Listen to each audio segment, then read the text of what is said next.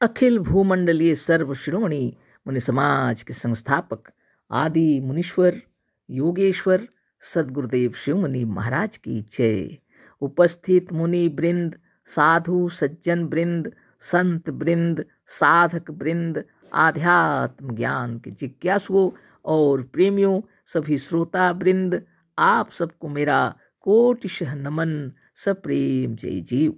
तो आध्यात्मिक चर्चा चल रही है और हम लोग सदगुरुदेव शिव मुनि महाराज रचित ग्रंथ निरोग होने का अद्भुत उपाय पर चर्चा कर रहे हैं, है ना। अध्याय 19 पर चर्चा हो गई, पूरी हो गई, और उसमें वो शीर्षक जो था सच्ची समाधि व सच्चा स्वास्थ्य, इस पर विस्तृत चर्चा हुई, है ना। आज हम लोग इस निरोग होने के अद्भुत उपाय पुस्तक का अंतिम अध्याय 20 पर चर्चा करेंगे। स्वस्थ और प्रसन्न रहने के उपाय। तो बहुत तरीके से सदगुरुदेव हम लोग को इतना सुंदर ज्ञान दे रहे हैं। आप नित्य योगाभ्यास कीजिए, आपको हृदय में अपार शांति मिलेगी, है ना। आज हम लोग स्वस्थ और प्रसन्न रहने के उपाय पर चर्चा करते हैं। सदगुरुदेव लिखे हैं, स्वास्थ्य पर इस वक्त लोग बहुत ध्यान रखते हैं, है ना। आजकल तो सभी कोई अपने स्वास्थ्य पर बहुत ध्यान रखते हैं। गुरुदेव लिख रहे हैं, प्राकृतिक नियमों का पालन भी करते हैं, है ना। प्राकृतिक नियमों का पालन भी करते हैं, खुली हवा में घूमने जाते हैं, और भी जो जो नियम उन्हें समझाए जाते हैं वह खुद जो उनकी समझ में आते हैं वह उनका पूर्ण रूप से पालन करते हैं, तथापि निरोग नहीं रहते। कोई ना कोई शिकायत हमेशा बनी रहती है। इसका क्या कारण है? कारण कुछ भी हो, पर इतना तो स्पष्ट है कि आरोग्य के नियमों के समझने में कोई भूल अवश्य रह गई है, या तो कोई आरोग्यदायक नियम उनकी समझ में ही नहीं आया है, या उस नियम का पालन नहीं हुआ है। अतएव फिर इस विषय का विचार करना आवश्यक है। तो इस विषय पर विचार करना आवश्यक है ना। आप भी सोचते होंगे स्वस्थ और प्रसन्न रहने के उपाय क्या लिखे होंगे गुरुदेव, है ना। देखिए बहुत सुंदर उन्होंने बतलाया। स्वास्थ्य में अभी चर्चा चल रही है। स्वास्थ्य के विषय में अभी लोगों में जागृति आ गई है, जागरूक हो गए हैं। डॉक्टर लोग भी सब कुछ जगा दिए हैं, सब कोई को एक्सरसाइज करने के लिए बोलते हैं, खुली हवा में घूमने के लिए बोलते हैं। हर तबीयत जब कोई ज़्यादा खराब तो उनको एक एक आसन भी बता देते हैं। आजकल डॉक्टर लोग भी बहुत तेजवंत हो गए, सबको अच्छा ज्ञान दे रहे हैं, है ना।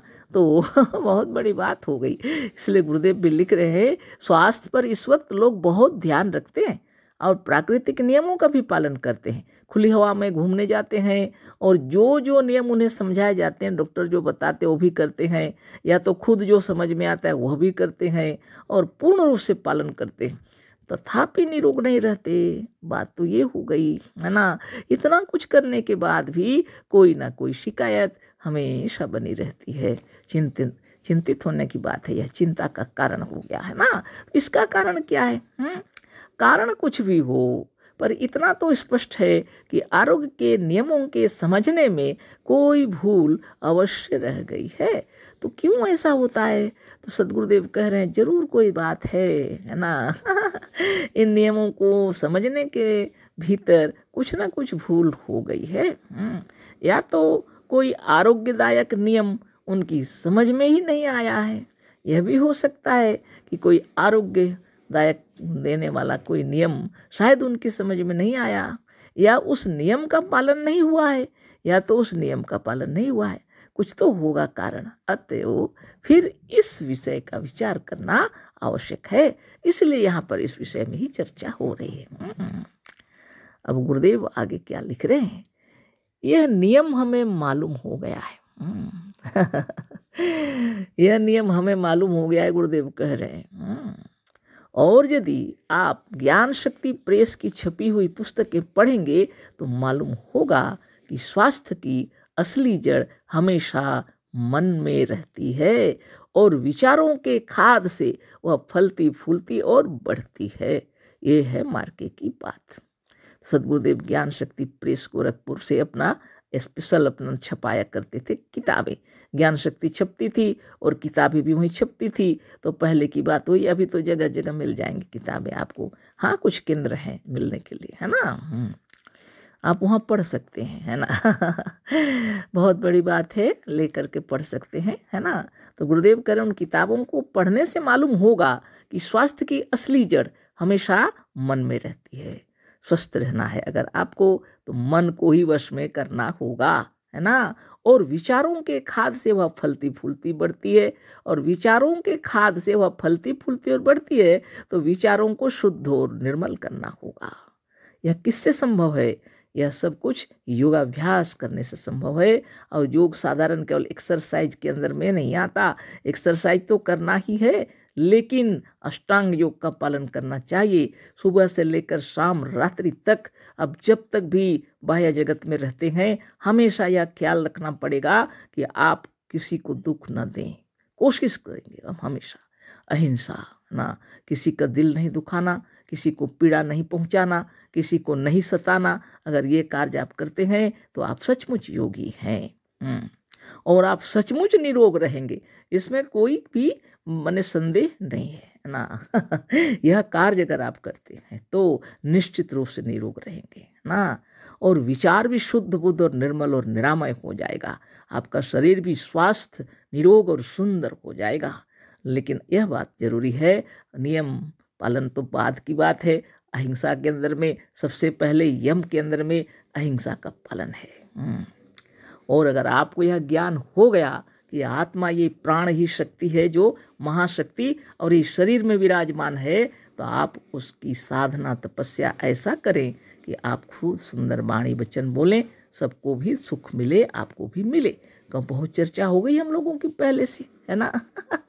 तो मन को वश में करना है तो सर्वप्रथम मन को अधिकार में रखना होगा, है ना। अपने वश में करना होगा, जिसमें किसी प्रकार का क्रोध ना हो, ईर्षा द्वेष छल प्रपंच कपट ना हो।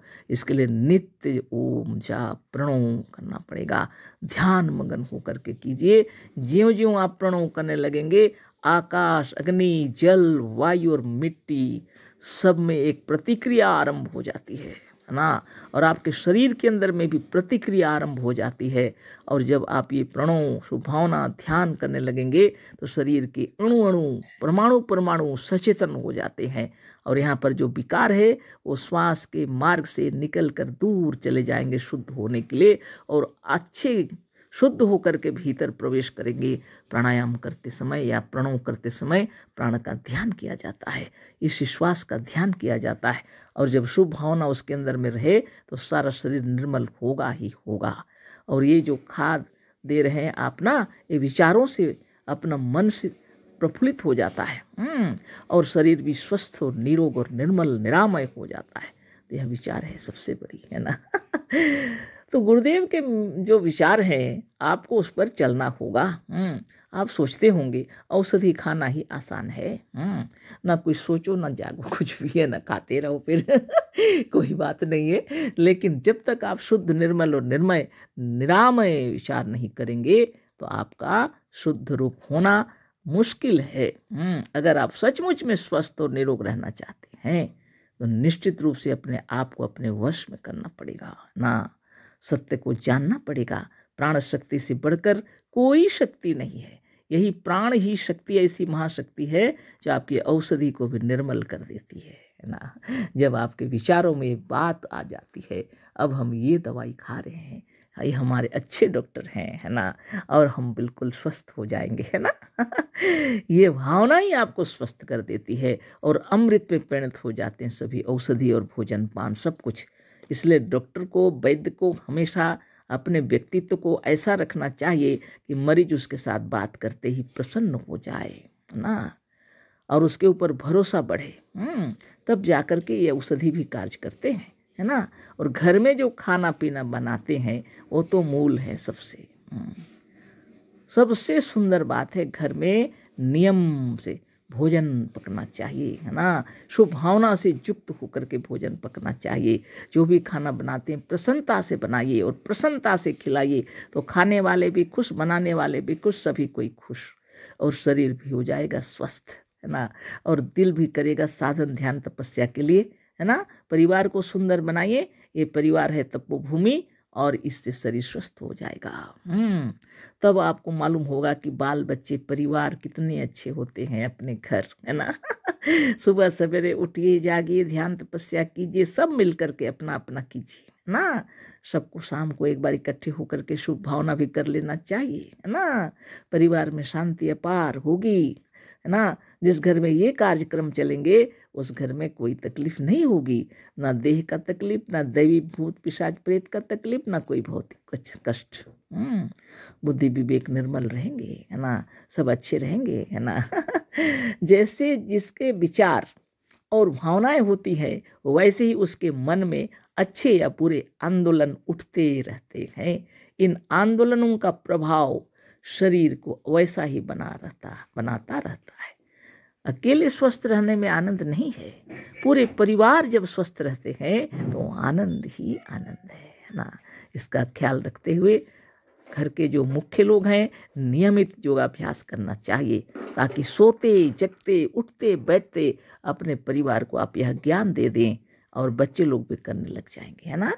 जैसे जिसके विचार और भावनाएं होती हैं वैसा ही उसके मन में अच्छे या बुरे आंदोलन उठते रहते हैं, और उन आंदोलनों का प्रभाव शरीर को वैसा ही बनाता रहता है। यानी 24 घंटे आप जो विचार करते हैं उसके अनुरूप ही आपके शरीर के अंदर में प्रतिक्रिया होते रहती है, और शरीर भी बनता बिगड़ता रहता है। इसलिए सद्गुरुदेव का कहना है 24 घंटे स्वस्थ विचार रखना चाहिए, शुभ भावना मन के अंदर होनी चाहिए। आगे हम लोग पढ़ते हैं। वास्तव में जीवन हमें आनंद भोगने के लिए प्राप्त हुआ है, ना कि रोते पीटते किसी तरह पूरा करने के लिए। पर जीवन के नियमों के अज्ञान से अथवा उनका पालन नहीं होने से ही हमारा जीवन दुखमय बना रहता है। बहुत सोचने की बात है, और बहुत विचारणीय बात है, और बहुत मार्के की बात है। सोचिए, वास्तव में जीवन हमें क्या मिला है? यह जीवन आनंद भोगने के लिए प्राप्त हुआ है, ना कि रोते पीटते किसी तरह पूरा करने के लिए। बहुत परेशान होकर के लोग जीवन में जी रहे हैं। समझिए, रोते पीटते जीवन जी रहे हैं।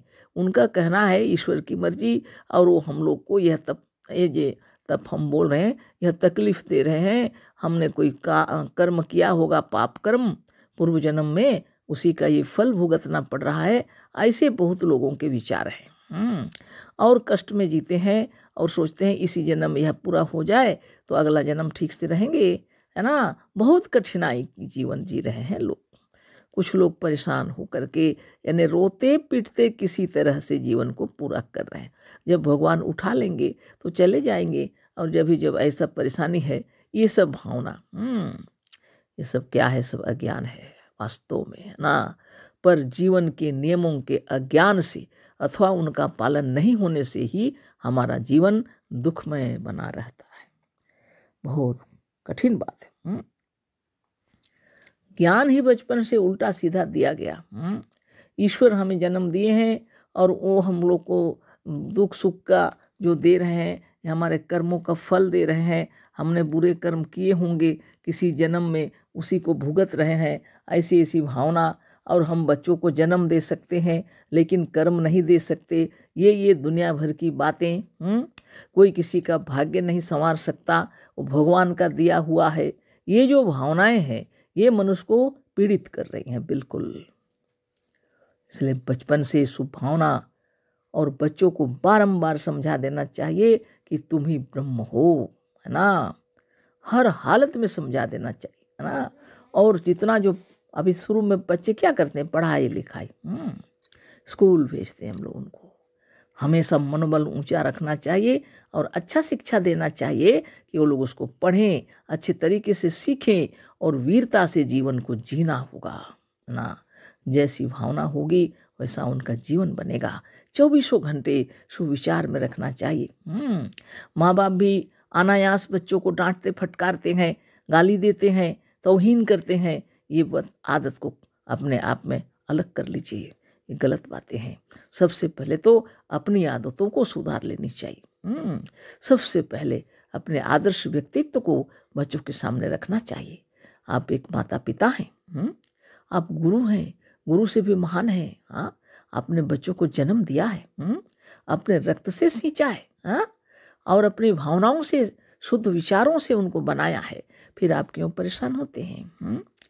देखो विचार करके सब मन का है पसारा, स्वामी जगत के तुम थे, यह ज्ञान क्यों विसारा।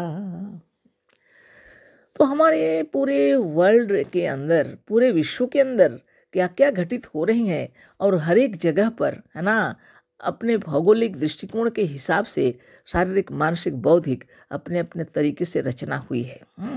हमारे भारत की बात कुछ और है ना। जो कुछ भी हो, ये ऋषि मुनियों की तपोभूमि है। अगर बचपन से शुभ भावना, प्रणव, प्राणायाम और ये सब ध्यान करने का विधि बच्चों को सिखाया जाए बचपन से, तो आप देखेंगे बहुत जल्दी वो समाधिस्थ भी हो जाते हैं, है ना। तो आपको भी हमेशा रोरी सुनाना चाहिए बच्चों को, तो अच्छे अच्छे गीत सुनाइए। कोई ऐसा नहीं कि भूत आ जाएगा, सो जाओ, नहीं तो तुम्हें वो दाढ़ी वाला बाबा ले जाएगा, दुनिया भर की बातें जो डर आते हैं बच्चों को, सदगुरुदेव पूरी तरह मना किए हैं, है ना। बिल्कुल नहीं। बच्चों को हमेशा शिक्षा दीजिए, है ना।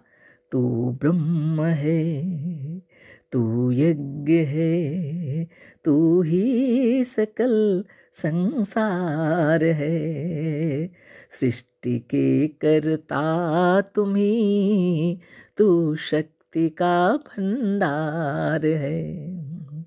जब भी बच्चों को सुलाएं, ऐसे गीत सुलाएं और ऐसे दूध पिलाएं, तो ऐसी वाणी बोलिए हमेशा, वीर बनो, बलवान बनो, धनवान बनो, भगवान बनो, मत भविष्य की चिंताओं में मन शक्ति को ख्वार करो, अभय बनो, निर्द्वंद्व बनो, ओ जग में परम प्रधान बनो, है ना। हम लोग के दादाजी, दादी माँ, लोग, दादाजी गाना गा गा के सुलाते थे और गाना गा गा के जगाते थे। आज उसी का प्रभाव है कि हम आपके सामने इतना प्यार से, इतना जो ब्रह्म ज्ञान भेज रहे हैं, इसमें मेरे दादा दादी का बहुत महत्वपूर्ण योगदान है।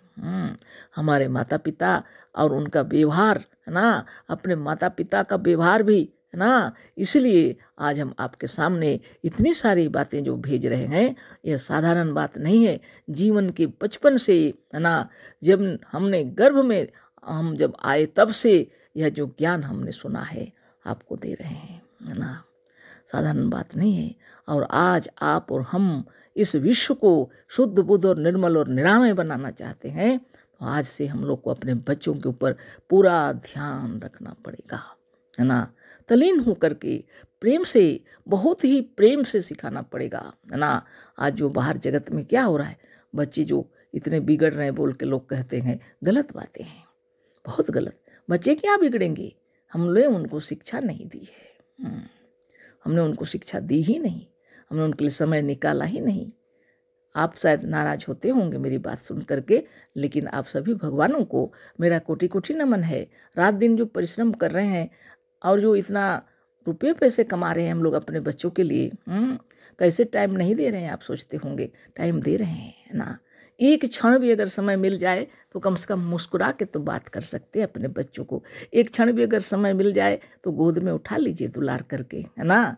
और एक क्षण भी अगर समय मिल जाए तो पढ़ रहे हैं वहाँ पर थोड़ी देर खड़े हो सकते हैं, ज़्यादा समय नहीं है। हमेशा ड्यूटी में रहते हैं और अच्छा परवरिश है बच्चों को, अच्छा खाना पीना चाहिए, तो रुपये पैसे की आवश्यकता पड़ रही है। आज स्थिति बहुत बदली हुई है ना। आज प्राकृतिक नियम और इस सब से भी ऊपर हम लोग को वैज्ञानिक पद्धति से भी चलना पड़ता है ना।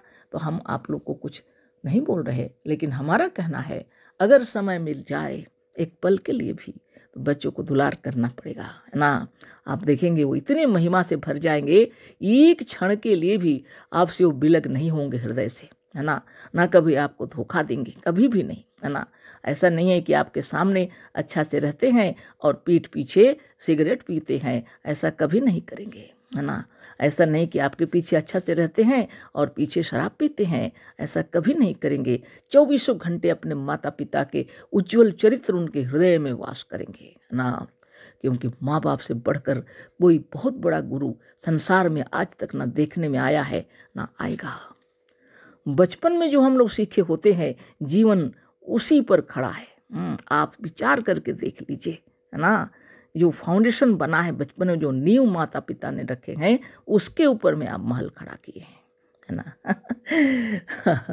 दुखी ना हो, है ना। कहने का मतलब मेरा यही है कि हम लोगों की गलती से दुनिया बिगड़ी हुई है, इसलिए माता पिता को श्रद्धेय होना चाहिए।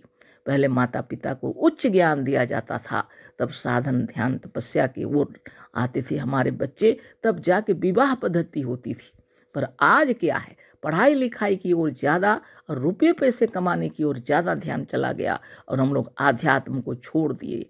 टाइम नहीं हम लोग के बच्चों के पास, 2 मिनट का समय नहीं हम लोग के पास। तो प्रत्येक ब्रह्म को, जो जितने परिवार में बैठे हुए हैं, सभी माता पिता को, दादा दादी को और प्यारे प्यारे बच्चों को हमारे ओर से कोटि कोटि नमन है। इस विश्व को संवारना है तो सब मिलकर संवारेंगे, है ना। सर्वे भवन्तु सुखिनः, सर्वे सन्तु निरामया, सर्वे भद्राणि पश्यन्तु, मा कश्चित् दुख भाग भवेत्, अहम ब्रह्मास्मि तत्त्वमसि। सद्गुरुदेव शिवमुनि महाराज की जय, सत्य ज्ञान की जय, स्वतंत्र विचार की जय।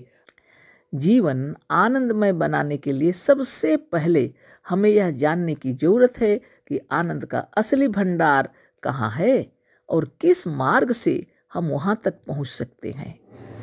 हम समझते हैं कि धन, स्त्री, पुत्र, मित्र, मान आदि में ही आनंद की प्राप्ति होती है, पर ये वस्तुएं जिन्हें प्राप्त हैं, उनसे मिलने से मालूम होता है कि वे भी उतने ही दुखी हैं जितने दुखी अन्य मनुष्य हैं। इससे यही सिद्ध होता है कि असली आनंद इनमें नहीं है ना। तो असली आनंद की बात हो रही है। बहुत बड़ी बात है। सद्गुरुदेव शिवमुनि महाराज की जय, जिन्होंने इतने गंभीर तत्व को, है ना, सरलता से हम लोगों के सामने उपस्थित किया और हम लोग उसको समझने की कोशिश करेंगे और नित्य योगाभ्यास करेंगे। जो हम लोग के समझ में नहीं आया वो समझ में आने लगेगा। चक्रभेदन साधन करना बहुत जरूरी है और चक्रभेदन करते ही मन निर्मल होने लगता है और वो स्वतः ही अपने आप उसके अंदर में वो गुण आने लगते हैं। यम के गुण, अहिंसा, सत्य, अस्तेय, ब्रह्मचर्य, परिग्रह, है ना, अपने आप वो गुण बढ़ने लगते हैं। मन भी प्रसन्न रहना चाहता है तो शौच, संतोष, तप, स्वाध्याय, ईश्वर प्रणिधान, ये भी उसके अंदर में ये सब आने लगते हैं। ये गुण भी आ जाते हैं, कार्य क्षेत्र में परिणत होने लगते हैं, है ना। स्नान करना, ध्यान करना सब आने लगते हैं अपने आप में, स्वाध्याय करना सब आने लगते हैं, ईश्वरीय शक्तियाँ जागृत होने लगती हैं अपने आप में, सब अच्छे और उत्तम गुण हम में अपने आप लक्षित होने लगते हैं। ठीक वैसे ही जैसे आकाश, अग्नि, जल, वायु और मिट्टी के संपर्क में आने पर कोई भी बीज जो होता है ना, जैसे आम का ही बीज है तो वो अंकुरित हो जाएगा और अच्छा उपयुक्त जगह पर होगा तो अच्छी तरह बढ़ भी जाएगा। समय आने पर उसमें फूल भी लगेंगे, फल भी लगेंगे और मीठे आम भर जाएंगे उस पेड़ में, है ना। उसी तरह योगाभ्यास करने से स्वतः ही आपके अंदर में ऐश्वर्यशील शक्तियाँ उत्पन्न होने लगती हैं, क्योंकि वह पहले से विराजमान है, क्योंकि आप वही हैं। आप अपने आप को भूल चुके हैं। जैसे आम के गुठली के अंदर में, आम के बीज के अंदर में वह वृक्ष छुपा हुआ है, उसी तरह आपके अंदर में परब्रह्म परमात्मा आत्मशक्ति छुपी हुई है ना। और इसके लिए गुरु की आवश्यकता पड़ती है। परिवेश, वातावरण सब बदल जाते हैं। अच्छे गुरु मिल गए और साधन शुरू कर दिए, आपका शरीर स्वस्थ होगा, मन प्रसन्न होगा, आचार विचार व्यवहार बदल जाएंगे, है ना। अभी जो हम लोग बताते हैं ना कि अहिंसा का पालन करें तो कठिन लगता है बहुतों को, है ना। बहुत कठिन। कम से कम अपने भारत भूमि में तो कठिन नहीं होना चाहिए। हाँ, दूसरे देशों की बात अलग है, बहुत है, ठंडा प्रदेश है, कहीं कुछ क्या है, वो जगह की बात हम नहीं कर रहे हैं, पर अपने देश की हम बात कर रहे हैं। तो किसी जीव की हत्या तो नहीं करना चाहिए बोल के मन कहेगा तो नहीं करना चाहिए, है ना। वो विषय में हम चर्चा नहीं करना चाहते हैं। मेरे कहने का मतलब है चक्रभेदन का साधन करते ही मन निर्मल होने लगता है, अहिंसा की भावनाएं उत्पन्न होती हैं आप से आप। इतना निर्मल हो जाता है कि किसी का दिल दुखाने का दिल नहीं करेगा। किसी को गाली देना आपको अच्छा लगेगा? नहीं लगेगा। किसी को रुलाना, पीड़ा पहुंचाना बिल्कुल पसंद नहीं आएगा, है ना। ये बात बहुत बड़ी बात है। इसलिए नित्य योगाभ्यास कीजिए। जो जो लिखा हुआ है अष्टांग योग के विषय में जब कोई व्याख्या करते हैं तो आरंभ में मालूम पड़ता है इतना कठिन, लेकिन आप ज्यों ही चक्रभेदन साधन करेंगे, नित्य योगाभ्यास करते हुए प्रणव प्राणायाम करेंगे, उसके बाद उठ करके दुनिया में मिलेंगे सबसे, तो आपको अनुभव होने लगेगा। कुछ ही दिनों के बाद परिवर्तन हो जाएंगे आपके विचारों में, है ना। दृष्टिकोण भी बदल जाएंगे, सोचने विचारने की शक्ति अलग प्रकार की हो जाएगी, है ना। तो आनंद की प्राप्ति उसे ही होती है जिसे आत्मज्ञान हो गया है, नहीं तो बाहर की दुनिया में ही भटकते रह जाएंगे, है ना। तो गुरुदेव जो कह रहे हैं उसको हम लोग को जानना है। जीवन आनंदमय बनाने के लिए सबसे पहले हमें यह जानने की जरूरत है कि आनंद का असली भंडार कहाँ है। आनंद का असली भंडार कहाँ है? आप स्वयं है ना। सच्चित आनंद, सच्चिद आनंद, है ना। आप सत्य हैं, परम सत्य हैं, आप चेतनमान है आप, और आनंद स्वरूप हैं आप ही आनंद के भंडार हैं। आप चेतन हैं, आप सत्य हैं, है ना। फिर कहाँ भटकना है? केवल अपने में डूब जाना है ना। ध्यान मगन हो जाना है, दिन भर नहीं, है ना। वो दिन भर तो रहेंगे ही, मैंने कहने का मतलब समय निकाल कर स्पेशल सुबह उठना चाहिए ब्रह्म मुहूर्त में, और शाम को भी एक बार। और जितना कार्यकलाप दुनिया में आपको करना है ना, धन दौलत कमाना है या कोई भी कार्य कर रहे हैं, तो सुगमता से होने लगेगा, बिल्कुल। हर क्षेत्र में, खेती बाड़ी के क्षेत्र में भी उन्नति होगी, बिजनेसमैन है तो उसमें भी उन्नति होगी, है ना। बड़े बड़े फैक्ट्री चला रहे हैं और आप बहुत बड़े वहाँ के मालिक हैं तो भी वो भी काम अच्छा होगा, है ना। कोई भी काम गड़बड़ नहीं होगा, लेकिन सबसे पहले अपने को जानना जरूरी है। आनंदमय है हम, है ना, ये जानना है। और सवेरे उठ करके योगाभ्यास करना है, प्रणव और प्राणायाम करना है, और जितने ऋषि मुनियों के आशीर्वाद आप ही की ओर रुख करेंगे, है ना। बिना बोले भी माता पिता और जितने जो महान आत्माएं, सबके आशीर्वाद आपकी ओर रुख करेंगे, है ना। तो जीवन आनंदमय है, इसको जानने के लिए, आनंद का भंडार है, इसको जानने के लिए आपको भीतर की ओर जानना पड़ेगा। तो गुरुदेव बोल रहे हैं आपको यहाँ पर आनंद का असली भंडार कहाँ है और किस मार्ग से हम वहाँ तक पहुँच सकते हैं। एक ही मार्ग है, योग मार्ग, और बाकी तो बाहर की ओर दौड़ा देंगे आपका। संसार में दो ही मार्ग है, एक बाहर और एक भीतर। बाहर आप रहेंगे तो परिधि में आप घूमते रहेंगे, और भीतर जब आएंगे तो केंद्र की ओर आएंगे, है ना। और जब केंद्र में पहुंच जाएंगे तो मालूम होगा कि आप ही सच्चिद आनंद हैं, आप सत्य हैं, आप चेतन हैं, आप आनंद स्वरूप हैं, और आपके अंदर से सारा विश्व चमक रहा है। आकाश, अग्नि, जल, वायु और मिट्टी लहरा रहे हैं, और इस सब को उत्पन्न किए हैं आपने, आपके सुख और शांति के लिए बनाए हैं सब कुछ। तो हलचल मचेगा तो अंदर से ना, है कि नहीं। इसलिए नित्य योगाभ्यास करना चाहिए, ताकि अपने आप में डुबकी लगा ले एक बार अपने सच्चिदानंद में, है ना। हम समझते हैं कि धन ऐसा होता है, अज्ञान अवस्था में जब व्यक्ति रहता है तो समझता है वैसे ही, है ना। कोई यदि धन नहीं है तो सोचता है धन होता तो हम बहुत सुखी रहते। कोई जब शादी विवाह नहीं किए तो सोचते स्त्री होती तो बहुत खुशी से रहते, है ना। जिसके बाल बच्चे नहीं तो सोचते पुत्र होता, बहुत आनंद से रहते, है ना। कोई सोचते मेरा कोई मित्र नहीं है, मेरा कोई स्पेशल अजीज दोस्त होता, मित्र होते तो बहुत खुशी से रहते। कोई सोचता है मेरा मान मर्यादा नहीं है, मान मर्यादा होती तो अच्छा से रहते। उसी को गुरुदेव यहाँ लिखे हैं। हम समझते हैं कि धन, स्त्री, पुत्र, मित्र, मान आदि में ही आनंद की प्राप्ति होती है, ऐसे सोचते हैं। पर ये वस्तुएं जिन्हें प्राप्त हैं उनसे मिलने से मालूम होता है कि वह उतने ही दुखी हैं जितने दुखी अन्य मनुष्य हैं। लो, ये भी हो गया गड़बड़। यानी वहाँ भी खुशी नहीं है, कोई है, सब कुछ है। धन है, स्त्री है, पुत्र है, मित्र है, मान मर्यादा, शान और शौकत है, लेकिन तब भी कुछ कमी है।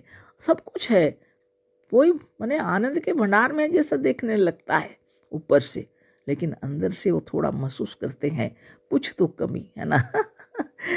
पर ये वस्तुएं जिन्हें प्राप्त है उनसे मिलने से मालूम होता है कि वह भी उतने ही दुखी हैं जितने दुखी अन्य मनुष्य हैं। अब क्या किया जाए? इससे ये सिद्ध होता है कि असली आनंद इनमें नहीं है, असली आनंद इनमें नहीं है। जो इस तत्व को समझ लिया है वही सुखी रहते हैं। धन भी जरूरत है, स्त्री भी जरूरत है, पुत्र भी जरूरत है, मित्र भी जरूरत है, मान मर्यादा भी जरूरत है, और आनंद से रहने के लिए इन सब को पहचानना जरूरत है। सबसे बड़ी बात है ना। तो बहुत विचित्र बात है ना। इस बात को अगर आप समझ जाएंगे तो फिर कोई तकलीफ नहीं होगी। पर इसमें तो समय ज़्यादा हो गया, अभी अगर हम बोलेंगे तो उस अधूरा रह जाएगा, है ना। इसलिए इस पर विशेष चर्चा कल ही हम लोग करेंगे, है ना। देखो विचार करके सब मन का है पसारा, स्वामी जगत के तुम थे, यह ज्ञान क्यों विसारा। इस मन को बश में कर ले, कर ध्यान योग साधन, बस मुक्त हो के बिचरो, मानो कहा हमारा। सदगुरुदेव शिवमुनि महाराज की जय। भजन ज्ञान गीता में हम लोगों को यही बात बतलाए गुरुदेव। इस संसार का मूल है मन। इसको अच्छी तरह समझ लेना चाहिए कि इस संसार का मूल है मन। विचार या भावना, मन, विचार या भावना, ठीक है। संसार के संचालक और प्रबंधक विचार है ना। संसार के संचालक और प्रबंधक जो हैं क्या है? सिर्फ विचार है। जो विचार से संचालित हो रहा है सारा विश्व ब्रह्मांड, आपके मन से संचालित हो रहा है सारा विश्व ब्रह्मांड, आपकी भावना और विचार की महिमा है। इसको गुरुदेव बतला रहे हैं। इसको तत्व से समझ लेना चाहिए। जीवन विचार है, सारा जीवन ही विचार है, विचारमय है ना। तुम स्वयं विचार के सिवा और कुछ नहीं हो, तुम स्वयं भी विचार के सिवा और कुछ नहीं हो। मनुष्य को सुखी, दुखी, धनवान, निर्धन, रोगी अथवा आरोग्य रखना, यह सब उसके विचारों पर निर्भर रहता है ना। जब जैसा आप देख रहे हैं, सब जैसा का तैसा ही पड़ा हुआ है, लेकिन इसके अंदर आपकी भावनाएं कार्य करती हैं। मनुष्य को सुखी, दुखी, धनवान, निर्धन, रोगी अथवा आरोग्य रखना, यह सब उसके विचारों पर निर्भर रहता है। यही वह स्वर्ण नियम है जिसको समझने और पालन करने वाले सदा आरोग्य और बलिष्ठ रह सकते हैं, और जिसकी अवहेलना और उपेक्षा करने वाले अन्य असंख्य उपायों को करके कभी आरोग्य नहीं रह सकते, है ना। देखिए, बहुत महत्वपूर्ण बात है। सब गुरुदेव बतला दिए कि संसार का मूल है मन, विचार या भावना। संसार के संचालक और प्रबंधक विचार हैं ना। जीवन विचार है, तुम स्वयं विचार के सिवा और कुछ नहीं हो। मनुष्य को सुखी, दुखी, धनवान, निर्धन, रोगी अथवा आरोग्य रखना, यह सब उसके विचारों पर निर्भर रहता है। यही वह स्वर्ण नियम है जिसको समझने और पालन करने वाले सदा आरोग्य और बलिष्ठ रह सकते हैं, और जिसकी अवहेलना और उपेक्षा करने वाले अन्य असंख्य उपायों को करके कभी आरोग्य नहीं रह सकते। तो सबसे मूल जो है मन, मन को ही अपने वश में करना है ना। बहुत बड़ी बात है। जिसने अपने मन को अपने वश में कर लिया उसको ठीक से मालूम हो जाता है कि धन हमारे लिए है, हम धन के लिए नहीं है। स्त्री भी हमारे लिए, हम स्त्री के लिए भी नहीं है। पुत्र भी हमारे लिए है, हम पुत्र के लिए नहीं है। मित्र भी हमारे लिए है, हम मित्र के लिए नहीं है। हम मान मर्यादा भी हमारे लिए है, हम मान मर्यादा के लिए नहीं है ना। अगर आपको इतना ज्ञान हो जाए तो आप इसके पीछे आप पागल नहीं हो जाएंगे। आप सबको संचालित करने का ज्ञान आपके अंदर रहता है। धन कैसे कमाना चाहिए, कैसे उपयोग में लाना चाहिए, ये बुद्धिमानों का कार्य है ना। स्त्री कैसे शांति से रहेगी, आप कैसे सुखी रहेंगे आपके परिवार में, ये आपके विचारों के ऊपर निर्भर करता है। पुत्र को कैसे पालन पोषण करें, है ना। पुत्र कैसे आपका अपना जैसा रहेगा। मित्र आपके कितने प्रिय हैं, वो आपके साथ कैसे रहते हैं, वो विश्वास पर टिका होता है। सब कुछ मान मर्यादा इज्जत सब कुछ आपके कार्यकलाप से मिलते हैं। उसको न खरीदा जा सकता है न बेचा जा सकता है ना। अद्भुत यही बात है। तो सब संसार का मूल है मन। मन को अपने वश में करना चाहिए। मन से बड़ा और कोई तत्व नहीं है। विचार मन है ना, यही आपके सारे विश्व में भरा हुआ है। आप स्वयं विचार हैं, स्वयं सदगुरुदेव कह रहे हैं विचारों के सिवा और आप कुछ भी नहीं है। अब जैसी भावना करेंगे वैसे ही संसार है ना। आप जैसा सोचते हैं वैसी दुनिया दिखती है। इसलिए अपने को वश में कर लेना चाहिए, क्रोध को वश में कर लेना चाहिए। अपने को वश में करने का नियम गुरुदेव बतला दिए हैं। यम के अंदर में 5 है ना। अहिंसा, सत्य, अस्तेय, ब्रह्मचर्य, अपरिग्रह। इन 5 प्रकारों से हम लोग अपने आप को वश में कर सकते हैं, है ना। आप सोचिए, धन दौलत कमाना है आपको, क्या करेंगे? लड़ाई झगड़ा दंगा फसाद करके धन दौलत कमाएंगे? नहीं, सच्चाई और ईमानदारी से, है ना। और शारीरिक मानसिक बौद्धिक परिश्रम के द्वारा सच्चाई और ईमानदारी से धनोपार्जन करेंगे। वह धन भी ऐसा कमाना है जिससे दूसरों का भी उपकार हो। इतना अगर ज्ञान रहेगा तो आप जीवन भर सुखी रहेंगे, है ना। यूँ तो सारी दुनिया में शराब के दुकान खुले हुए हैं सारे जगह जगह, तो क्या आप भी रुपये पैसे कमाने के लिए खोल देंगे? जीवन में सुखी रहेंगे क्या? नहीं। जिससे दूसरों का भी उपकार हो, ऐसे कार्य करेंगे तो आप जीवन भर सुखी रहेंगे, है ना। ये भी आपको जानकारी होनी चाहिए। धनोपार्जन यदि कर रहे हैं, किसी को ठग करके, किसी को लूट करके, किसी की हत्या करके, तो ये धन आपको कभी सुखी नहीं देगी, सुख नहीं दे सकता। स्त्री अगर आप शादी विवाह करे हैं तो आपको बहुत तपस्वी होना पड़ता है।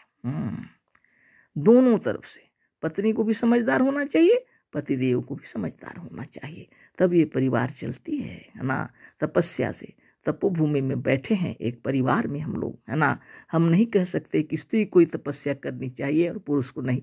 पुरुष को भी तपस्या करनी चाहिए, स्त्री को भी, है ना। बिना त्याग और बिना तपस्या के घर द्वार नहीं चलता, है ना। पूर्ण विश्वास अपने आप में होना चाहिए, है ना। तो परिस्थिति और परिवेश अपने अपने स्थान पर हैं, किसी को उपदेश नहीं दे सकते। केवल आप योगासन कीजिए, नित्य चक्र भेदन कीजिए। आपका पथ प्रदर्शक आपके भीतर वर्तमान है। प्रत्येक घर के अपने अपने परिवेश हैं, अपने अपने वातावरण हैं, अपने अपने तौर तरीके हैं। किसी को यह नहीं बताया जा सकता कि तुम ऐसा ही करो, है ना। इसीलिए सदगुरुदेव बोलते हैं 5 प्रकार से अपने को वश में कर लेना चाहिए। जो इस तत्व को समझ लेते हैं तो चक्र भेदन सवेरे ही उठकर, सुबह सवेरे उठकर शौच से निवृत्त होकर चक्र भेदन साधन कर लेना चाहिए। और प्रणव प्राणायाम सब कुछ नियम अनुसार कर लेना चाहिए और समाधि भी लगा लेना चाहिए, है ना। सदगुरुदेव सुबह 3 बजे भोर से लेकर सुबह 6 बजे तक अपने साधन कक्ष में चले जाते थे, है ना।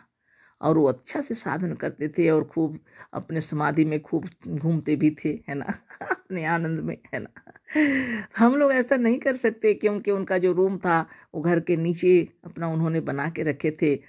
अब वो ठीक से मालूम नहीं कितना फुट नीचे था, तो वो अलग बात है। 72 हो या 80 फुट नीचे उन्होंने जो मकान बनाए थे, हम गए थे देखने के लिए, पर हमें इतना मालूम नहीं, हम देखे हुए हैं, है ना। रोशनदान था, सब कुछ था, और इतना सुंदर मकान वहाँ पर गुरुदेव साधन करते थे, हम केवल देख के आए, है ना। तो हम लोग ऐसा नहीं कर सकते, हम लोग के बाल बच्चे परिवार को देखना पड़ेगा, है ना। माता जी दोनों तपस्विनी थीं और उनको सुबह 6 बजे के बाद ही उठाया जा, वो अपने आएंगे, उनको कुछ बुलाने नहीं पड़ता।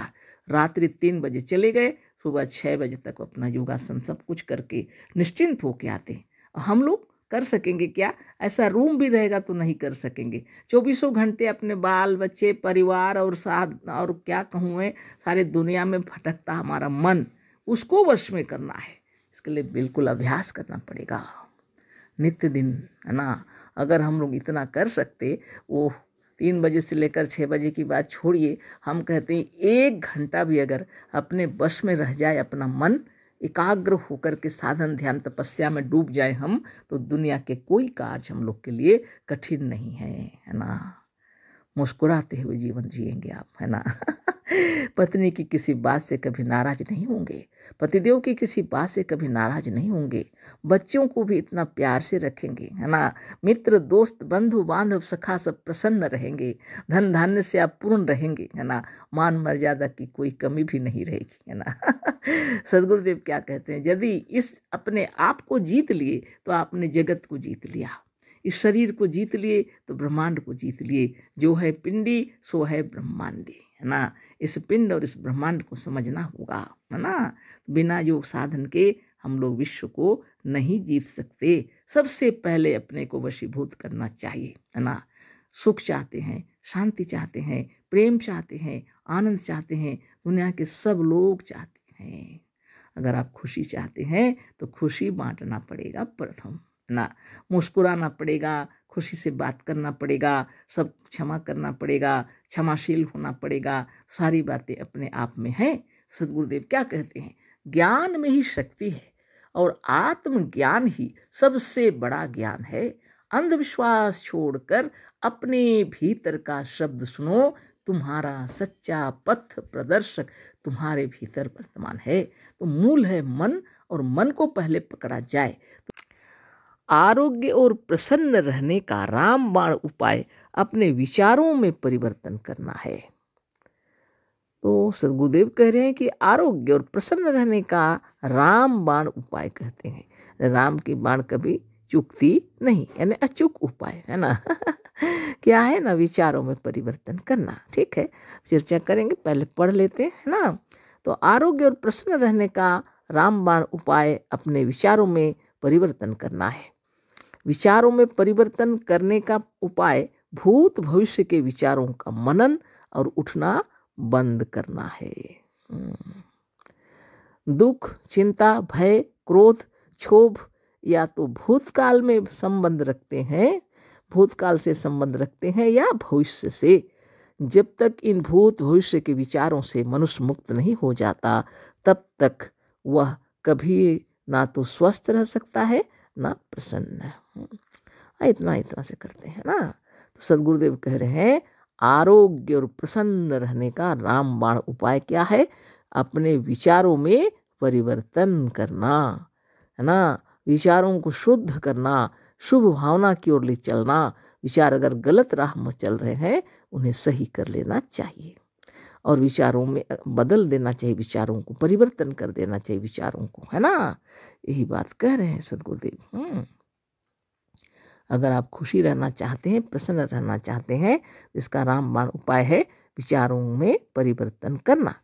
विचारों में परिवर्तन करने का उपाय भूत भविष्य के विचारों का मन में उठना बंद करना है। अब यह भी बतला दिए गुरुदेव कि विचारों में कैसे परिवर्तन लाएंगे।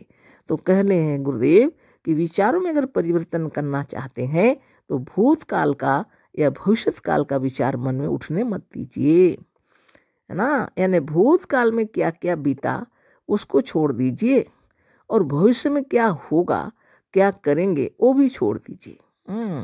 इन विचारों से मुक्त हो जाइए कहते हैं, है ना। इन जो विचारों को मन में उठने ही मत दीजिए। तो दुख, चिंता, भय, क्रोध, क्षोभ या तो भूतकाल से संबंध रखते हैं या भविष्य से। बहुत गहरी बात है। दुख, चिंता, भय, क्रोध, क्षोभ या तो भूतकाल से संबंध रखते हैं। अगर भूतकाल में कोई ऐसी घटनाएं घट गई हों जो हमारे मन को बहुत पीड़ा पहुंचाती हैं तो उन बातों को छोड़ देना चाहिए।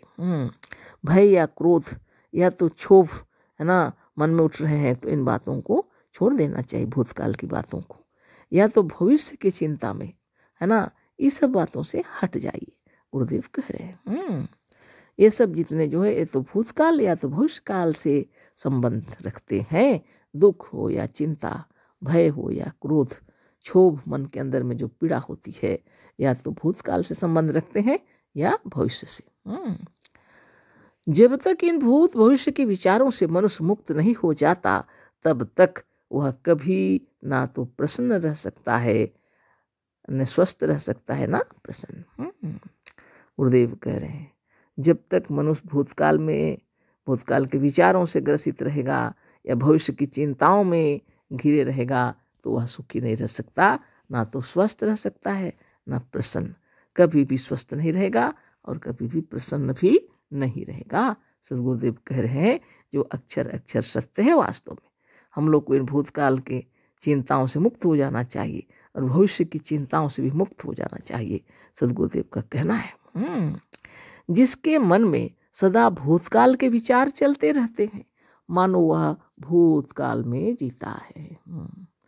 जिसके विचार भूतकाल के विचारों में ही चलते रहते मानो वह भूतकाल में जीता है, जहाँ उसने असंख्य दुख और क्लेश भोगे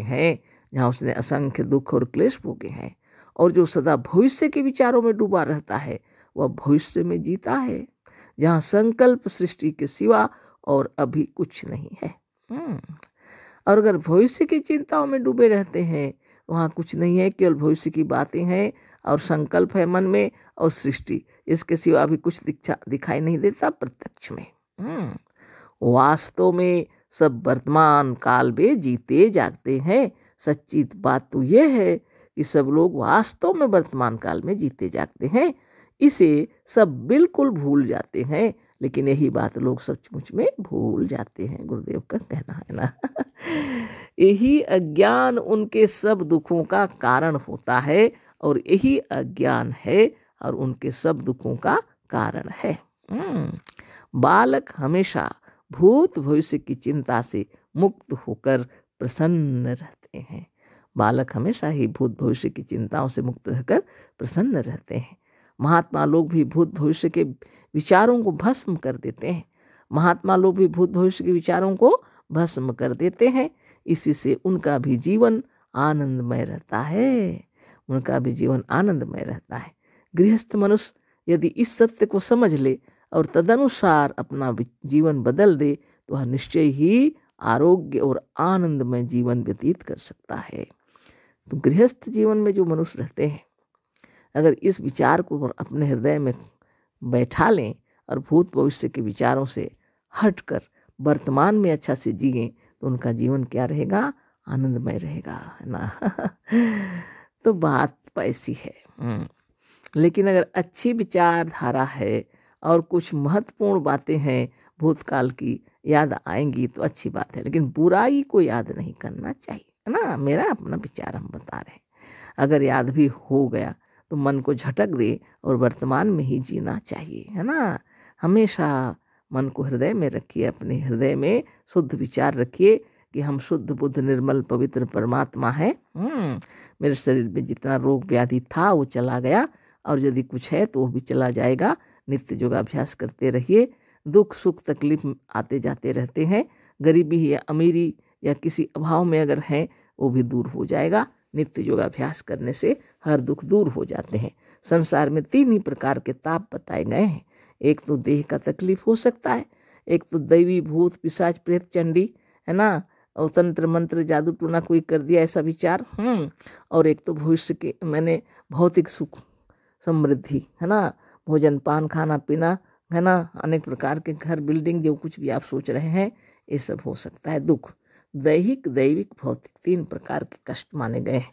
ये तीनों प्रकार के ताप योगाभ्यास करते ही धीरे धीरे मिटने लगते हैं, है ना। पहले तो देह स्वस्थ हो जाएगा सुंदर, समय अनुसार, है ना। आपके विचार इतने शुद्ध हो जाएंगे, आत्मबल, मनोबल, ज्ञान बल, योग बल के प्रकाश में जब आप दिखेंगे तो आत्मा से बढ़कर कोई शक्ति नहीं है जगत में। तो कहाँ का भूत और प्रेत आपको धरेगा, है ना। न कोई किसको हाँकेगा, आपके पास कोई है ही नहीं, केवल विचारों का खेल है। आप यदि अपने विचारों को शुद्ध कर लिए तो आपको कोई कोई क्या करें, कष्ट नहीं पहुंचा सकता। इसलिए मन को शुद्ध और निर्मल करने के लिए निश्चित रूप से योगाभ्यास करना चाहिए। एकमात्र उपाय है योग ही, एकमात्र उपाय। हर प्रकार के उलझन को दूर करने के लिए, हर प्रकार के जीवन के तकलीफों को दूर करने के लिए योग ही करना है। योग के बिना और कोई उपाय नहीं है, किसी भी प्रकार का उपाय और दिखता ही नहीं, है ना। निरंतर योगाभ्यास कीजिए, सवेरे शौच से निवृत्त होकर के गुरु के इन ज्ञान को धारण करते हुए योग साधन करते रहें। शुभ भावना भी करें, प्रणव भी करें, चक्र भेदन भी करें, प्राणायाम भी करें और 24 घंटा सच्चाई और ईमानदारी से, मेहनत और परिश्रम से कार्य करें। शरीर का भी ध्यान रखें, है ना। तब देखिए आप प्रसन्न रहेंगे वास्तव में, है ना। तो गुरुदेव जो कह रहे हैं ये वास्तविक बात है। भूत और भविष्य की चिंताओं से हटकर वर्तमान को सुंदर और अच्छा से जीना चाहिए। तो भविष्य भी सुंदर हो जाएगा, है ना। आगे पढ़ते हैं। प्रत्येक वर्तमान क्षण नवीनता की सृष्टि करता है। प्रत्येक वर्तमान क्षण जो है वो नवीनता की सृष्टि करता है। हर क्षण नवीन होता चला जाएगा, वो वर्तमान ही उसको बनाता है। जलाशयों में नवीन जल, है ना। जलाशय में भी नवीन जल, आकाश मंडल में नवीन वायु, आकाश मंडल में नवीन वायु, सूर्य में नवीन प्रकाश, सूर्य में भी नवीन प्रकाश, वृक्ष वनस्पतियों में नवीन पत्र, है ना। वृक्ष और वनस्पतियों में नवीन पत्र आते हैं नए, है ना। पुष्प फल, इस प्रकार समस्त भूमंडल में सब कुछ आज नवीन हो गया है। जिधर आप देख रहे हैं सब तरफ नवीन हो गया है। गुरुदेव कह रहे हैं पुष्प और फल, इस प्रकार समस्त भूमंडल में सब कुछ आज नवीन हो गया है।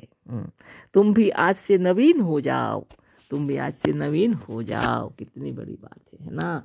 तुम भी आज से नवीन हो जाओ, परंतु भ्रांतिवश तुम अपने आप को वही समझ रहे हो जो कल थे, लेकिन भ्रांतिवश तुम अपने आप को वही समझ रहे हो जो कल थे। इतना दुख का बात है, अपने को नवीन समझ लेना चाहिए, है ना। बस यही तुम्हारे क्लेश का अमिट कारण है, यही तुम्हारे क्लेश का अमिट कारण है। तो खूब विचार कर लीजिए सर गुरुदेव क्या लिखे हैं, है ना। कल हम बीमार थे इसलिए आज भी बीमार हैं, यह समझ भ्रांतिपूर्ण है। आरोग्य और प्रसन्न रहना चाहते हो तो भूत और भविष्य के विचारों को कभी मन में मत उठने दो। हमेशा वर्तमान में अपने आप को स्थिर रखकर प्रसन्न रहना सीखो। इसी का एकमात्र अभ्यास करते रहो और प्रति क्षण अपने आप को आरोग्य और बलवान समझते रहो। तुम देखोगे कि इस अभ्यास से तुम उसी तरह आरोग्य और प्रसन्न बन जाओगे जैसे पूर्व काल के योगी लोग आरोग्य और प्रसन्न बने रहते थे। तो सद्गुरुदेव का कहना है कि कल हम बीमार थे इसलिए आज भी बीमार है, ये भावना निकलना नहीं चाहिए मन के अंदर। कल बीमार थे, वो चला गया, आज हम नवीन हो गए हैं। सोचिए हर वक्त श्वास चल रहा है ना, प्राण शक्ति कार्य कर रही है। श्वास जब ले रहे हैं हम लोग तो अखिल विश्व ब्रह्मांड का शुद्ध रूप हमारे अंदर प्रवेश कर रहा है, और जब श्वास निकल के जा रहा है तो हमारे विकारों को शरीर से निकाल कर बहुत दूर ले जा रहा है शुद्ध करने के लिए। यह कार्य हमेशा हमेशा चल रहा है, लेकिन विचार और भावना अगर ठीक हो तो शरीर स्वस्थ, निरोग और निर्मल बना रहता है। लेकिन विचार और भावना अगर गलत हो तो भावनाओं के कारण ही हमारा शरीर भी रोगी हो जाता है। कल बीमार थे वो निश्चित बात है, लेकिन आज भी बीमार हैं ऐसा सोचना ही गलत है ना। अवश्य हम निरोग हो गए हैं ये विचार करना चाहिए, और हर समय स्वस्थ और निरोग हो रहे हैं यही विचार कीजिए, है ना। सद्गुरुदेव कहते हैं हम शीघ्र से शीघ्र निरोग हो रहे हैं। कोई भी बीमारी क्यों ना हो, आप कभी मत सोचिए कि आज भी हम वैसे ही बीमार हैं। हर श्वास में ध्यान लगाइए, हर श्वास में आपकी महिमा है। हमेशा ख्याल रखिए इस बात को कि जब जब श्वास चल रहा है तब तब शरीर शुद्ध और निर्मल हो रहा है। जब सब श्वास से निकल रहा है तो सब विकार चला जा रहा है और शुद्ध और निर्मल हो रहा है हमारा शरीर। इस शरीर में आप रहते हैं, इस शरीर की सफाई हर समय होगी और इसमें निर्मल तत्व आते रहेंगे। तो इसलिए हम बीमार हैं, ये भावना मस्तिष्क से निकाल देना चाहिए। यह समझना ही भ्रमपूर्ण है कि कल हम बीमार थे, आज भी बीमार हैं, यह समझ भ्रांतिपूर्ण है। आरोग्य और प्रसन्न रहना चाहते हो तो भूत और भविष्य के विचारों को कभी मन में मत उठने दो, गुरुदेव कह रहे हैं। आरोग्य और प्रसन्न रहना चाहते हो तो भूत और भविष्य के विचारों को कभी मन में मत उठने दो। हमेशा ध्यान कीजिए, हम हैं अमर निरोग हैं, हम सर्वशक्तिमान हैं, सुंदर युवा बलवान हैं, धनवान हैं, भगवान हैं। निरंतर ध्यान कीजिए, है ना। इस ध्यान में ही तलीन रहिए। सारे कार्य करते हुए दिन के समय भी कार्य करते रहे। हमेशा कैसा अभी होता है या अगर ध्यान अगर अंतरात्मा में बना रहे तो बहुत कार्य रहते पर भी, बहुत सारे कार्य रहते हुए भी कभी कभार अगर समय जरा सा फुर्सत मिल जाए और अंतर की ओर ध्यान आ जाए तो आप क्या देखते हैं कि कब से आपकी आत्मा यह जप रही है, निरंजनो हम जगदीश्वरो हम। ऐसा लगेगा आपको, है ना।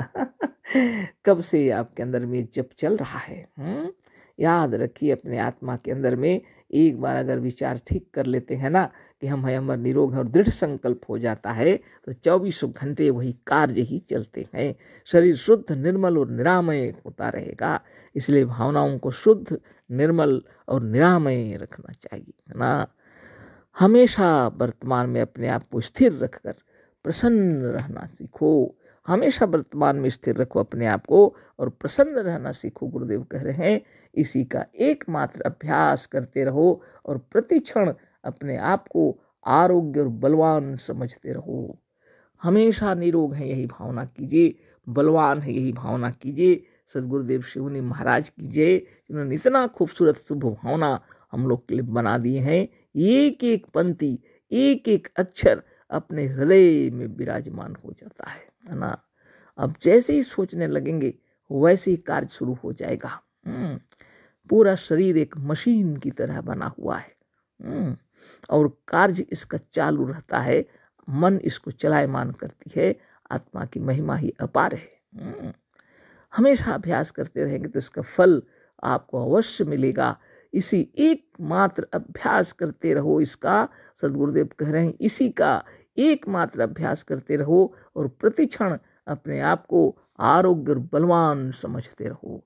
तुम देखोगे इस अभ्यास से तुम उसी तरह आरोग्य और प्रसन्न बन जाओगे जैसे पूर्व काल के योगी लोग आरोग्य और प्रसन्न बने रहते थे। कितनी बड़ी बात है ना। योगी लोग जो थे आरोग्य और प्रसन्न बने रहते थे। बहुत आनंद का जीवन होता था उनका, है ना। इस तरह हम लोग भी अपने आप को उसी तरह बना के रखना है। नित्य योगाभ्यास करना है ना। योगाभ्यास करना वास्तव में अपने शरीर के लिए बहुत जरूरी है और अपने मन के लिए भी, है ना। तो आरोग्य बने रहना है और मुक्त और स्वाधीन रहना है तो निश्चित रूप से योगाभ्यास करें और यह विचार कीजिए कि हम खुद ही यहाँ आए हैं, है ना। स्थूल शरीर धर करके सबसे मिलने जुलने के लिए आए हैं। शुद्ध निर्मल और निरामय रहना चाहिए, है ना। जितनी भी बाधाएं और विघ्न और परिस्थितियां आएंगी उनको आप समाप्त कर दीजिए, है ना, परास्त कर दीजिए और अच्छा से रहिए। इसके लिए योगाभ्यास करना होगा। शरीर अगर स्वस्थ है, मन अगर प्रसन्न है तो बाधाएं कुछ नहीं है ना आती भी नहीं है। योगियों के लिए जो बाधाएं हैं, विपत्तियां हैं, वो निश्चित रूप से निरंतर चली जाती हैं साधन करते करते, है ना तो भविष्य की चिंता में जो तुम्हारी जीवनी शक्ति यानी एनर्जी भी लिखे हैं गुरुदेव, खर्च होती है, वह व्यर्थ ही नष्ट होती है। तो भविष्य की चिंता कर करके जीवनी शक्ति को नष्ट क्यों कर रहे हैं? उसी शक्ति को यदि आप आत्मचिंतन और साधन में लगा दें तो आपका भविष्य उज्जवल हो जाएगा व्यर्थ की चिंताओं में मत पड़े रहिए, उसी आत्मचिंतन को अपने साधन में, ध्यान में, तपस्या में लगा दीजिए तो भविष्य आप उज्जवल हो जाएगा। वर्तमान को शुद्ध निर्मल बना के रखिए तो भविष्य उज्जवल हो जाएगा। नित्य योगाभ्यास कीजिए, नित्य आत्मचिंतन कीजिए, अपने आप में तलीन हो जाइए तो भविष्य भी उज्जवल होगा। इसलिए भूत और भविष्य की सब चिंताओं को छोड़कर वर्तमान का सदुपयोग करने का प्रयत्न कीजिए। सद्गुरुदेव कह रहे हैं भूत भविष्य की चिंताओं को छोड़कर वर्तमान को सुंदर बनाते रहो, है ना। बहुत सुंदर बात है। तो सद्गुरुदेव जो बोल रहे हैं साधारण बात नहीं है, आप इस पर खूब ध्यान कीजिए। सद्गुरुदेव जो कह रहे हैं भूत और भविष्य की सब चिंताओं को छोड़कर वर्तमान का सदुपयोग करने का प्रयत्न कीजिए, यही उन्नति का मूल मंत्र है। स्वावलंबी होकर अपना कर्तव्य कर्म करना चाहिए, फल तो अच्छा मिलेगा ही, है ना।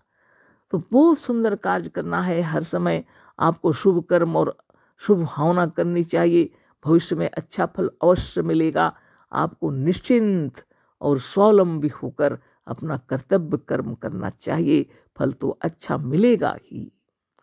निश्चिंत होकर के रहना चाहिए, चिंताओं में आप माने समय बर्बाद मत कीजिए कह रहे हैं, और शक्ति भी बर्बाद मत कीजिए। उस वक्त आप ध्यान और तपस्या में अच्छा से तलीन होकर और जो भी कार्य कर रहे हैं तो प्रसन्नता पूर्वक कीजिए और निश्चिंत होकर के कीजिए। आप जो कार्य कर रहे हैं उसका फल तो मिलेगा ही, है ना फल तो मिलेगा ही, इसमें कोई संदेह नहीं है ना। ऐसे तो श्रीमद् भगवत गीता में भी लिखा हुआ है, कर्म करते रहो लेकिन फल की आशा मत करो। अरे कर्म करोगे तो फल तो मिलेगा ही, अच्छे कर्म का फल अच्छा ही होगा और बुरे कर्म का फल बुरा। अगर आप शुभ भावना करते हैं उसका फल शुभ ही होगा, है ना। उसके लिए कोई चिंता करने की बात नहीं है। इसलिए सद्गुरुदेव कहते हैं आम लगाकर उसका पालन पोषण किए जाओ, निश्चिंत रहो, है ना आम का पेड़ लगाए तो उसका पालन पोषण करते रहो, निश्चिंत रहो। वह वृक्ष जब फलेगा, आम फलेगा, उसमें कोई इमली नहीं लगा सकता, है ना जो आप कर्म कर रहे हैं उसका फल आपको मिलेगा, जो आपको निश्चित रूप से मिलेगा। आप निश्चिंत रहिए। सद्गुरुदेव उदाहरण दिए हैं कि आम का वृक्ष लगाए, उसका पालन पोषण करते रहिए, फल आपको मिलेगा, इमली नहीं आम ही मिलेगा। किसी में यह पावर नहीं है कि आम के स्थान पर इमली लगा दें तो सद्गुरुदेव जो लिखे हैं आपको निश्चिंत और स्वावलंबी होकर अपना कर्तव्य कर्म करना चाहिए, फल तो अच्छा ही मिलेगा, है ना। सद्गुरुदेव कह रहे हैं आप निश्चिंत होकर के अपने कर्तव्य को कीजिए, है ना, कर्म करते रहिए, फल तो अच्छा ही मिलेगा। फल देना किसी दूसरे के अधीन में नहीं है, तो फल देना किसी दूसरे के अधीन में नहीं है, फल तो कर्म के साथ ही लगा है ना। फल देना किसी दूसरे के अधीन में नहीं है, फल तो कर्म के साथ ही है ना। आत्मज्ञानी मुनिजन, हमारे मुनि समाज के अंदर आत्मा को ईश्वर माना जाता है और सब कर्म का ही फल मिलता है, और सब कर्म करने वाले खुद ही हैं, हम ही करता, है ना और हम ही कर्तव्य करने वाले, हम ही भोक्ता, हम ही करता, है ना, हम ही दृष्टा, हम ही दृश्य, हम ही सब कुछ। समाज के सिद्धांत के अंदर में आत्मा ही सर्वोपरि है ना। तो आप जैसा कर्म करेंगे वही फल मिलेगा। यह नियम भी स्वयं का बनाया हुआ है, आत्मदेव ने नियम बनाए हुए हैं। या कोई दूसरे लोग फल देंगे ऐसी बात नहीं है, आपके कर्मों का फल आपको निश्चित रूप से मिलेगा। संसार में ऐसी कोई शक्ति नहीं है जो आपके कर्मों के फल को बदल दे, है ना। इसी तरह की बात चल रही। सदगुरुदेव उदाहरण दिए हैं, है ना। आम लगाकर उसका पालन पोषण किए जाओ, निश्चिंत रहो। वह वृक्ष जब फलेगा आम फलेगा, उसमें कोई इमली नहीं लगा सकता, है ना। तो आम का वृक्ष अगर हम लोग लगाएं तो उसका पालन पोषण करते रहना चाहिए निश्चिंत हो करके, है ना। तो जब फलेगा तो क्या फलेगा, आम ही फलेगा। उसमें इमली लगाने का किसी का अधिकार भी नहीं है ना। उसमें कोई इमली नहीं लगा सकता, गुरुदेव कह रहे हैं, है ना। आम के पेड़ के भीतर आम ही फलेगा। पर आजकल वैज्ञानिक युग है, तो इमली की डाल अगर जोड़ देंगे तो इमली भी फलेगा, है ना। वो अलग बात है, लेकिन आम की डाली से आम के ही फल मिलेंगे और इमली की डाल से इमली के ही फल, है ना। तो उसका जो माने तत्व है उसके अंदर, उसकी जो प्रकृति है वह आपको पता चल गया, है ना। तो वैज्ञानिक लोग भी उस प्रकृति का ही फायदा उठाते हैं। आप अपने कर्मों का भरोसा छोड़कर मजहबी ईश्वर का भी भरोसा करते हैं तो आप स्वावलंबी नहीं हैं, और पूर्ण स्वावलंबी, पूर्ण कर्तव्य परायण और पूर्ण निश्चिंत हुए बिना आप पूर्ण सुखी, पूर्ण स्वस्थ, सफल और पूर्ण रूप से स्वस्थ नहीं हो सकते, है ना। सबसे महत्वपूर्ण वाणी है अध्याय 20 का अंतिम पैराग्राफ ग्राफ चल रहा है, उसके अंतिम वाणी देखिए कितने सुंदर लिखे हैं गुरुदेव, है ना। उनका कहना है, आप अपने कर्मों का भरोसा छोड़कर मजहबी ईश्वर का भी भरोसा करते हैं तो आप स्वावलंबी नहीं हैं। आप अगर अपने कर्म करते हैं और अपने ऊपर भरोसा नहीं करते हैं और स्वावलंबी होते हुए भी मजहबी ईश्वर का भरोसा करते हैं तो आप सचमुच में पूर्ण स्वावलंबी नहीं हैं। और जब तक आप पूर्ण स्वावलंबी नहीं होंगे, पूर्ण कर्तव्य परायण नहीं होंगे, पूर्ण निश्चिंत हुए बिना आप पूर्ण सुखी, पूर्ण सफल और पूर्ण रूप से स्वस्थ नहीं हो सकते। अतः शुभ भावना करो कि, और गुरुदेव अपने शुभ भावना मंत्र को इसमें लिख दिए हैं, है ना। बहुत बड़ी बात है। सदगुरुदेव शिवमुनि महाराज की जय। इन्होंने कोई बात नहीं छिपाया, कोई भी बात नहीं छिपाया, सब आपके सामने रख दी है ना। ऐसे गुरु को अपनी ओर से हमारा कोटि कोटि नमन है। तो मंत्र भी उन्होंने लिख दिया है। तो पहले सदगुरुदेव की किताबों को केवल गोरखपुर से ही प्रेस से हम लोग मंगा सकते थे, है ना। और बाद में हमारे मुनिजन इसको कहीं पुस्तक मेला इस समय भी दे दिए, है ना। जो वास्तव में चल गया तो चल गया, लेकिन कोई बात नहीं। और ये किताबें भी किसी दूसरे को पढ़ने के लिए नहीं दी जाती थी पहले, लेकिन अभी सबको दिया जा रहा है, सब पढ़ रहे हैं। सदगुरुदेव भी चाहते थे कि आत्मज्ञान का प्रचार हो, है ना। सभी स्वावलंबी बने, सभी अपने आप का भरोसा करें, सभी पूर्ण स्वावलंबी हों, पूर्ण कर्तव्य परायण हों और निश्चिंत होकर के जिएं। सदगुरुदेव की इच्छा थी ताकि सभी पूर्ण सुखी, पूर्ण सफल और पूर्ण रूप से स्वस्थ रहें। ऐसे हमारे सदगुरुदेव की इच्छा थी। उन्होंने जन जन को यह ज्ञान देना चाहा, है ना। लेकिन फिर भी दीक्षा लिए बगैर आप इस तत्व को ठीक से नहीं समझ पाएंगे। जब दीक्षा लेंगे, जब साधन तपस्या करेंगे, तब आपको अच्छी तरह समझ में आ जाएगा। फिर भी यह जो लिखा हुआ है, जो मंत्र गुरुदेव लिखे हैं, वो तो हम पढ़ ही देंगे अवश्य ही, है ना। मंत्र है पहला, हिंदी वाला है एक और संस्कृत वाला एक, दो ही मंत्र यहाँ पर दिया हुआ है ना। हम हैं अमर निरोग हैं, हम सर्वशक्तिमान हैं, सुंदर युवा बलवान हैं, धनवान हैं, भगवान हैं। अब ज्ञान अपना हो गया, बस रोग दुख सब दूर हैं।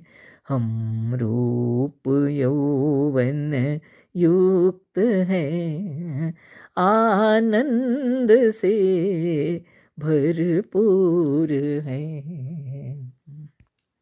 आनंद से हम हैं उछलते, रोग हम में है नहीं। हम हैं युवा, हम हैं अमर, धन धान्य सब कुछ है यही। हम भूप के भी भूप हैं, भगवान के भगवान हैं। जो जीव को छोटा कहें वे मूर्ख हैं, नादान हैं। बंधन हमारा कट गया, सद्ज्ञान से हम युक्त हैं। हम शिव सुखी स्वाधीन हैं, निश्चिंत जीवन मुक्त है। तो ये शुभावना संस्कृत में इस प्रकार से है। आगे जो है उसको भी पढ़ देते हैं, है ना। निरंजनो हम जगदीश्वरो हम, सुशक्ति सामर्थ्य युतो हमीशा। निरामयो हम अजरामरो हम, सुसुंदरो हम धनिकः कुबेर। पतिः पतीनां परमेश्वरो हम, भूपस्य भूपो भुवनेश्वरो हम। अहमीश्वराणां सर्वेश्वरो हम, बंधन विमुक्तो मुक्तेश्वरो हम। अहम परम ब्रह्म युवा कुमार, प्रसन्न आनंदमयो अहमात्मा। विशुद्ध विज्ञान घनो अति निर्मल, पूर्णश्चिदानंदमय शिवोहम शिवोहम। सद्गुरुदेव शिव मुनि महाराज की जय। इस आत्मा को ब्रह्म है, अच्छी तरह अगर आप जानते हैं आप स्वयं ब्रह्म हैं, और अगर इसका चिंतन करेंगे तो इसमें किंचित भी संदेह नहीं है कि आप स्वस्थ, निरोग और तंदुरुस्त रहेंगे। मन भी स्वस्थ रहेगा, आपका तन भी स्वस्थ रहेगा, और आनंदमय संसार होगा आपका, है ना। तो ये अध्याय हमारा 20 जो कंप्लीट हो गया, पूरा हो गया, और आगे फिर कल दूसरे विषय पर चर्चा होगी। और आप सबको मेरा कोटि कोटि नमन। इतना ध्यान से आप लोगों ने सुना, और आप लोग स्वस्थ और निरोग रहिए, मन से भी स्वस्थ और निरोग रहिए, है ना। अशेष धन्यवाद, कोटिशः नमन, सप्रेम जय जीव। सद्गुरुदेव शिव मुनि महाराज की जय।